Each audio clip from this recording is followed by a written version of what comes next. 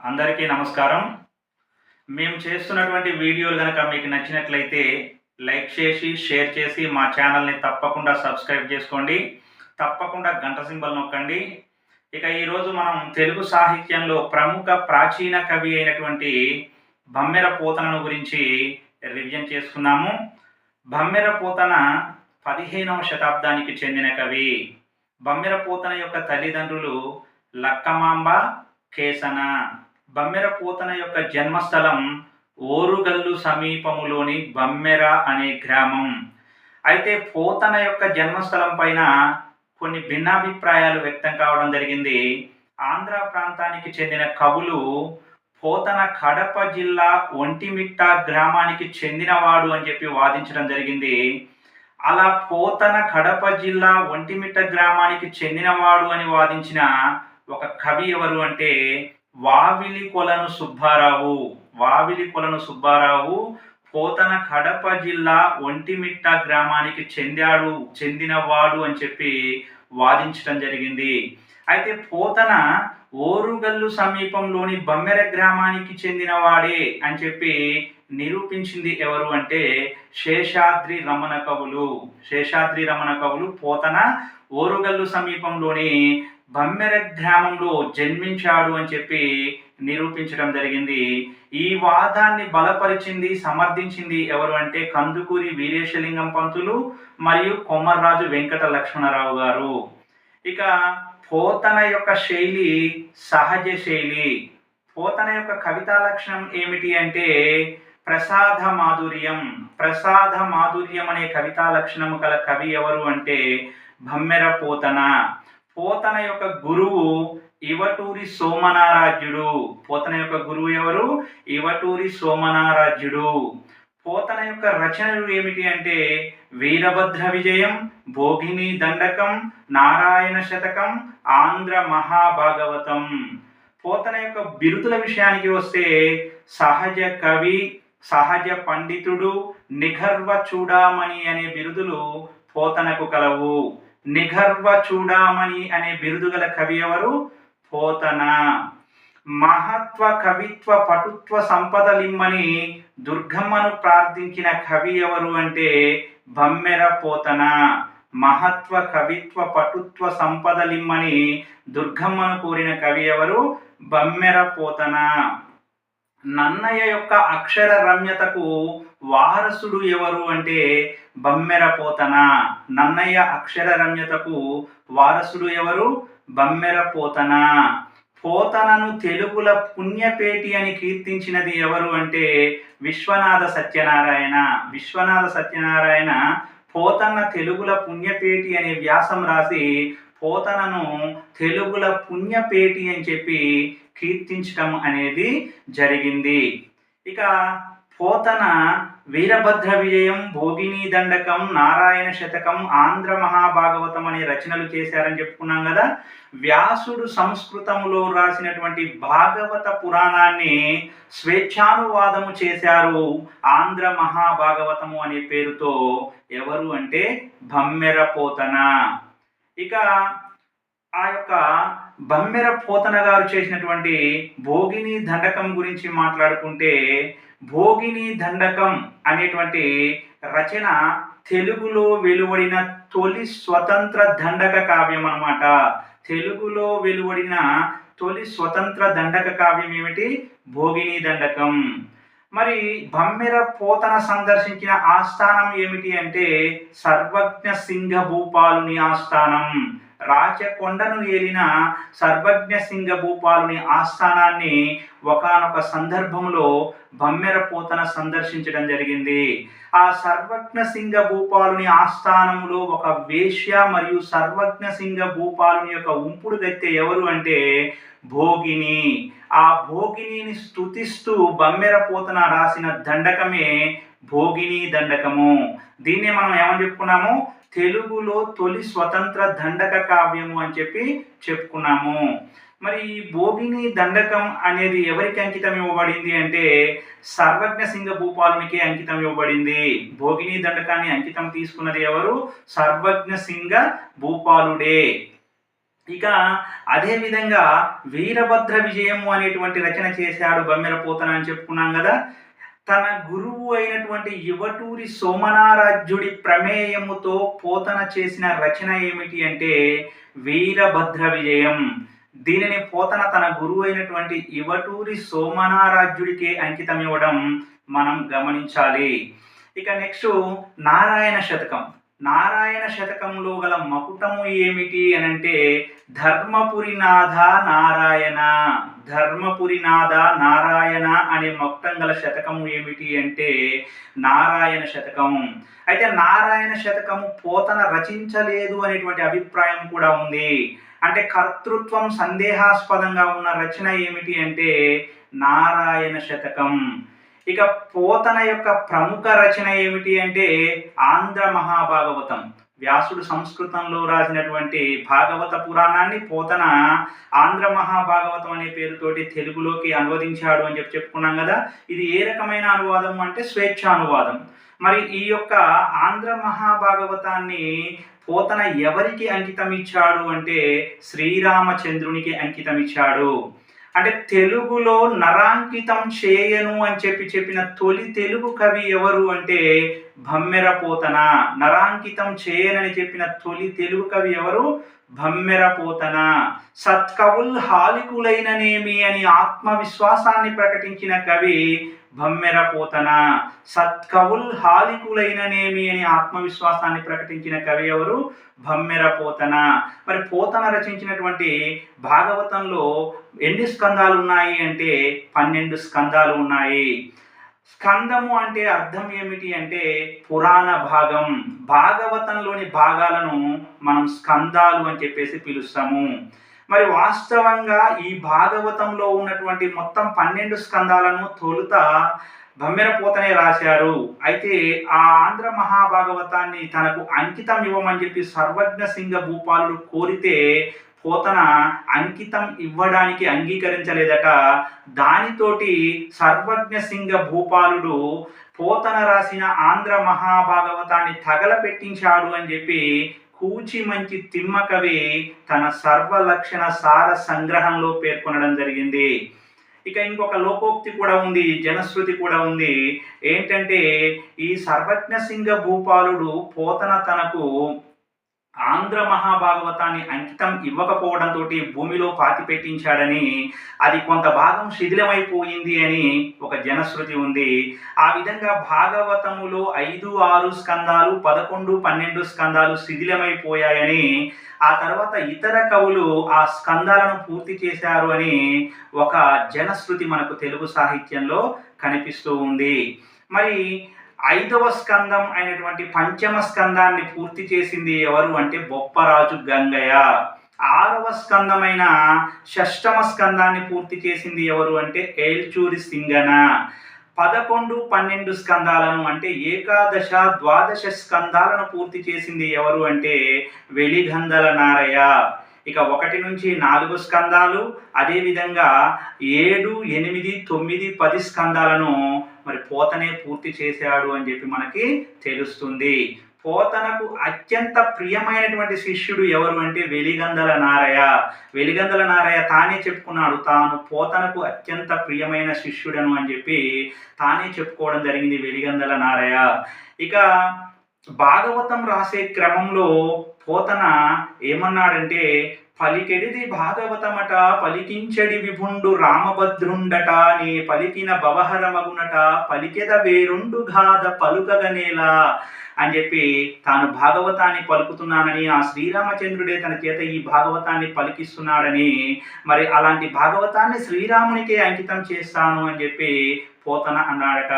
ఇంకా పోతన ఏమన్నాడు అంటే విబుధ జనుల వలన విన్నంత కన్నంత తెలియవచ్చినంత తేటపరుతూ అన్నారు. పోతన ఇంకా ఏమన్నారు, విబుధ జనుల వలన విన్నంత కన్నంత తెలియవచ్చినంత తేటపరుతూ అన్నారు. పోతన యొక్క భాగవత రచన ఎలా ప్రారంభించబడింది అంటే శ్రీ కైవల్య పదంబును చేరుటకై నే చింతించెదన్ అంటూ పోతన యొక్క భాగవత రచన ప్రారంభించబడింది.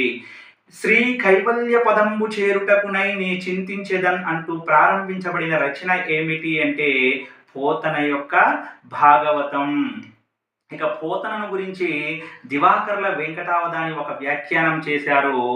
ఏంటి ఆ వ్యాఖ్యానము అంటే, పట్టునది కలమో హలమో, చేయునది పద్యమో సేద్యమో అని బమ్మెర పోతనను కీర్తించిన కవి ఎవరు అంటే దివాకర్ల వెంకటావధాని.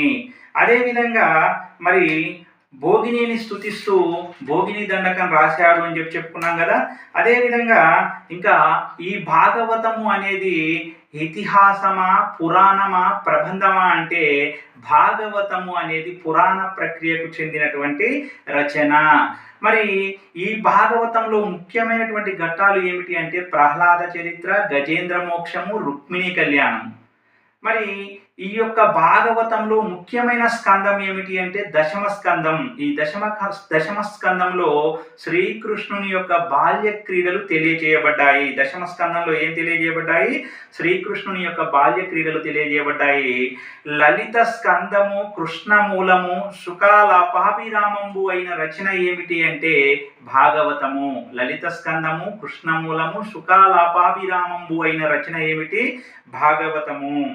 కొందరకు తెలుగు గుణమగు, కొందరకు సంస్కృతంబు గుణమగు, రెండును కొందరికి గుణమగు, అందరికీ మెప్పించు ఎడల కృతుల నయ్యై ఎడలన్, అందరినీ మెప్పించు ఎడల కృతుల నయ్యై ఎడలన్ అని చెప్పినటువంటి కవి ఎవరు అంటే బమ్మెర పోతన. కొందరకు తెలుగు గుణమగు, కొందరకు సంస్కృతంబు గుణమగు, రెండును కొందరకు గుణమగు, నేనందర మెప్పింతు నయ్యై ఎడలన్ అని చెప్పి పేర్కొన్నటువంటి కవి ఎవరు అంటే బమ్మెర పోతన. ఇక శ్రీనాథుని సలహా విని పోతన మరి తన యొక్క భాగవతాన్ని ఎక్కడ రాజులకు అంకితం ఇస్తాడో అని చెప్పి సరస్వతీదేవిట బాధపడిందట.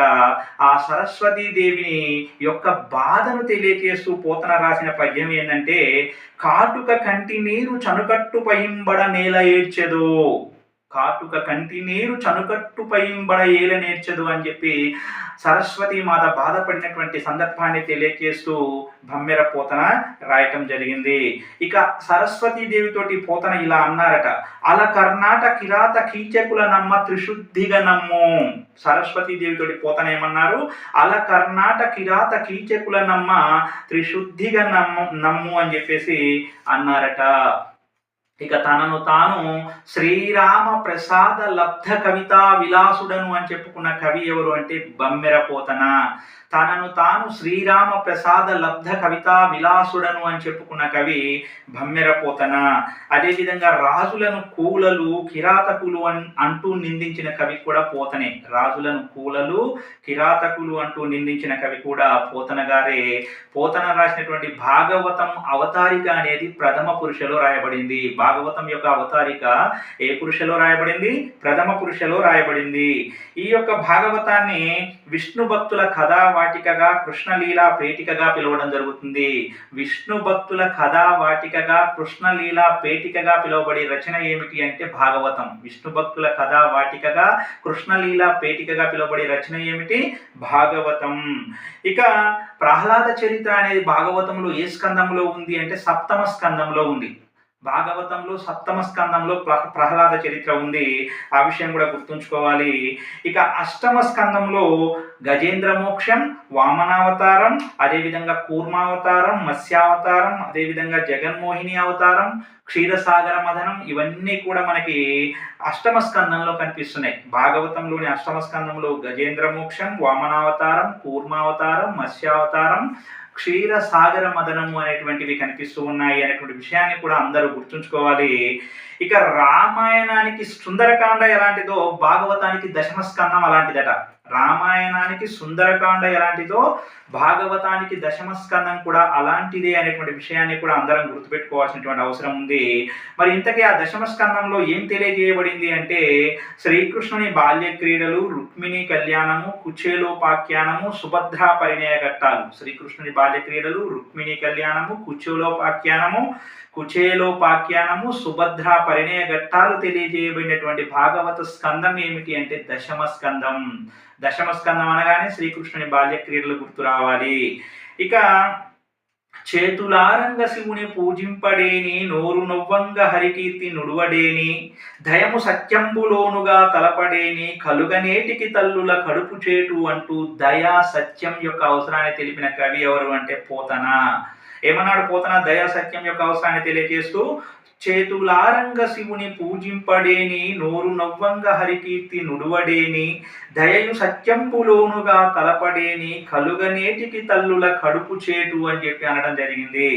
ఇక ప్రధానంగా భాగవతంలో కొన్ని సూక్తులు నానుడులు కూడా కనిపిస్తున్నాయి.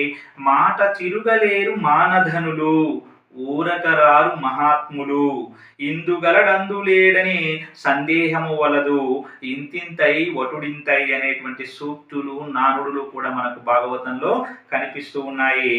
గజేంద్ర మోక్షంలో ప్రసిద్ధమైనటువంటి పద్యం పోతన రాసినటువంటి పద్యం ఏంటి అంటే, సిరికిం చెప్పడు శంఖచక్ర యుగంబు చేదోయి సంధింపడే పరివారంబున జీరడభ్రగ పతింబన్నింప.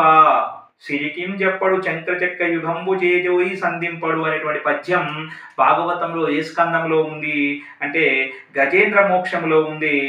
ఓకేనా, ఆ గజేంద్ర మోక్షం 7వ స్కందంలో ఉంది. ఇక అదేవిధంగా గజేంద్ర మోక్షం ఏ స్కందంలో ఉంది? 8వ స్కందంలో ఉంది. భాగవతానికి శ్రీధరీయం అనే పేరుతో వ్యాఖ్యానం రాసింది ఎవరు అంటే శ్రీధరుడు. భాగవతానికి పీఠిక రాసింది హయగ్రీవాచార్యుడు. భాగవతానికి శ్రీధరీయం అనే పేరుతో వ్యాఖ్యానం రాసిందేమో శ్రీధరుడు, భాగవతానికి పీఠిక రాసింది హయగ్రీవాచార్యుడు. గజేంద్ర మోక్షంలో పరమాత్ముని గురించి గజేంద్రుడు బాధపడుతున్నట్టుగా పోతన రాసిన పద్యం ఏమిటంటే, ఎవ్వనిచే జనించు జగమెవ్వని లోపల నుండు లీనమై, ఎవ్వనిచే జనించు జగమెవ్వని లోపల నుండి లీనమై అనేటువంటి పద్యం గజేంద్ర మోక్షంలో ఉంది. గజేంద్ర మోక్షం ఏ స్కందంలో ఉందని చెప్పుకున్నాం ఇప్పుడు? 8వ స్కందంలో ఉంది. 7వ స్కందం కాదు, 8వ స్కందంలో ఉంది.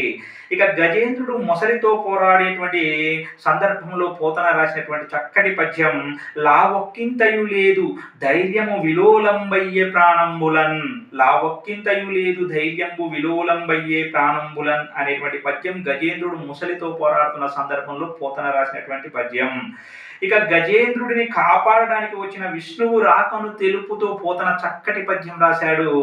అది ఏమిటి అంటే, అలవైకుంఠపురంబులో నగరిలో నా మూల సౌధంబులో, అలవైకుంఠపురంబులో నగరిలో ఆ మూల సౌధంబులో అనేటువంటి పద్యం గజేంద్రుడిని కాపాడడానికి విష్ణువు వచ్చినటువంటి సందర్భాన్ని తెలియజేసేటువంటి పద్యం అది. ఇక వామనావతార ఘట్టం అనేది భాగవతంలో చాలా ముఖ్యమైనటువంటి ఘట్టం. ఆ వామనావతార ఘట్టంలో శుక్రాచార్యునితోటి ఒక చక్కటి పద్యం చెప్పించిండు, నీతి పద్యం. ఏ ఏ సందర్భాలలో అబద్ధం ఆడవచ్చు దీని ద్వారా తెలియజేస్తూ ఇలా రాశాడు పద్యాన్ని. వారి జాక్షులందు వైవాహికములందు ప్రాణ విత్తమాన భంగములయందు చకిత గోకులాగ్ర జన్మరక్షణయందు బొంకవచ్చు అగము పొందదదిపా. వారి జాక్షులందు వైవాహికములయందు ప్రాణ విత్తమాన భంగములయందు చకిత గోకులాగ్ర జన్మ రక్షణయందు బొంకవచ్చు అగము పొందదదిప అని చెప్పి పోతన వామనావతార ఘట్టంలో శుక్రాచార్యునితోటి పలికించడం జరిగింది. ఇక శ్రీకృష్ణుని బాల్య క్రీడలు 10వ స్కందంలో ఉన్నాయని చెప్పుకున్నాం కదా.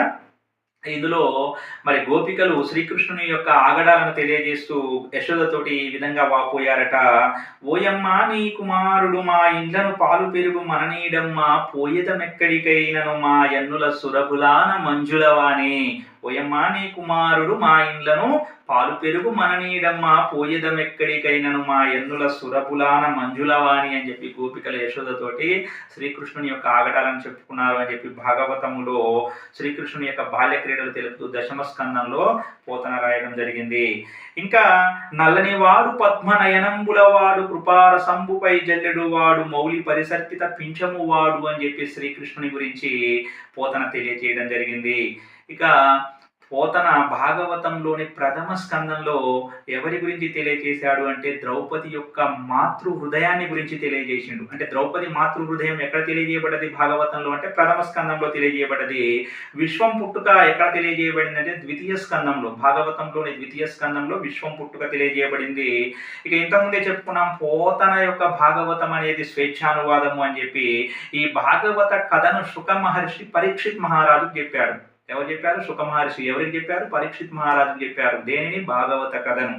భాగవతాన్ని మోక్ష శాస్త్రము అని అన్నది ఎవరు అంటే శుక మహర్షి. శుక మహర్షి భాగవతాన్ని మోక్ష శాస్త్రము అని చెప్పి పేర్కొన్నాడు. అది కూడా గుర్తుంచుకోవాల్సినటువంటి విషయం ఉంది. ఇక ఆంధ్ర మహాభారతానికి కూడా భాగవతానికి ఉన్నంత ప్రచారము విశ్వజనీనత లేవు అని అన్నది ఎవరు అంటే దివాకర్ల వెంకటావధాని. ఆంధ్ర మహాభారతానికి కూడా భాగవతానికి ఉన్నంత ప్రచారము విశ్వజనీనత లేవు అన్నది ఎవరంటే దివాకర్ల వెంకటావధాని. ఇక వీరభద్ర విజయానికి మూలం వాయుపురాణం అని చెప్పి మనం ఇంతకు ముందే చెప్పుకున్నాము. మరి పోతన యొక్క గురువు యువటూరి సోమనారాధ్యుడు కదా. పోతన యొక్క కవితా గురువు ఎవరు అంటే చిదానందుడు. పోతన యొక్క కవితా గురువు ఎవరు? చిదానందుడు.